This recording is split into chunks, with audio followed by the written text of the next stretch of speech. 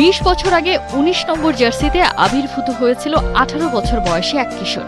সে হতে চেয়েছিল ফুটবলার, কিন্তু হায়, ঈশ্বর তাকে বানিয়েছেন গড অফ দ্য গেম। সে জিততে চেয়েছিল বিশ্বকাপ, বদলে তার হাতের মুঠোয় গোটা বিশ্ব। ফুটবল নয়, তার পায়ে খেলা করে প্রাণের স্পন্দন।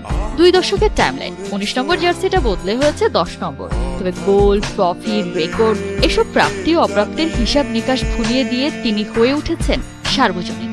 Lionel Messi, the captain, football দুনিয়ার অবিসংবাদিত কে। এল ক্যাপিটান এস দ্য ফেস। খুশি আর্জেন্টাইন ক্যাপ্টেন। বুয়েনোস এইরেসের শেষ ম্যাচকে সামনে রেখে এজিজা ট্রেনিং সেন্টারে এমনই চিলমুডে হাজির এলামটেন। লিওকে একটিবার দেখতে সমর্থকদের ক্লান্তিহীন মধুর অপেক্ষা। কে জানে এই পাড়ায় আর পা পড়বে কিনা ঘরের ছেলের। বিশ্বকাপ বাছে ডাবল হেডার শিডিউলে আর্জেন্টিনার প্রথম ম্যাচ ভেনেজুয়েলার বিপক্ষে। ঘরের মাঠে মেসির শেষ ম্যাচ বলে কথা, স্মরণীয় রাখাই চাই।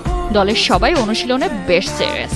আবেগকে সরিয়ে এই শিডিউলে অবশ্য মেসির জন্য অপেক্ষা করছে নতুন একটা মাইলস্টোন। কোয়ালিফায়ারে মেসি এরই মধ্যে অল টাইম গোল স্কোরার। তবে ভেনেজুয়েলার ইকুয়েডরের বিপক্ষে মাঠে নামলে আর্জেন্টাইন সুপারস্টার হয়ে যাবেন সবচেয়ে বেশি বাছাই পর্ব খেলা ফুটবলার। ক্যারিয়ারে 71টি কোয়ালিফায়ার ম্যাচ খেলেছেন লিওনেল মেসি। 72 ম্যাচ খেলা ইকুয়েডরের সাবেক ক্যাপ্টেন ইভান ক্রিস্টোফার।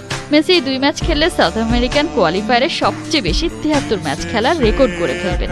এই ম্যাচটা তাই লিওর কাছেও ভীষণ স্পেশাল। হ্যাঁ, এটা আমার জন্য ভীষণ স্পেশাল একটা ম্যাচ, কারণ এটা ঘরের মাঠে আমার ক্যারিয়ারের শেষ কোয়ালিফায়ার ম্যাচ। আমি জানি না পরবর্তীতে আর কোনো প্রীতি ম্যাচ কিংবা অন্য কোনো ম্যাচ হবে কিনা। লিওর ফেয়ারওয়েল গেমে উপস্থিত থাকতে প্রস্তুত 85,000 সমর্থক। যদিও এই ম্যাচে থাকবে না জয় পরাজয়ের কোনো হিসাব। সমর্থকরা শুধুই বলবে থ্যাংক ইউ ক্যাপ্টেন।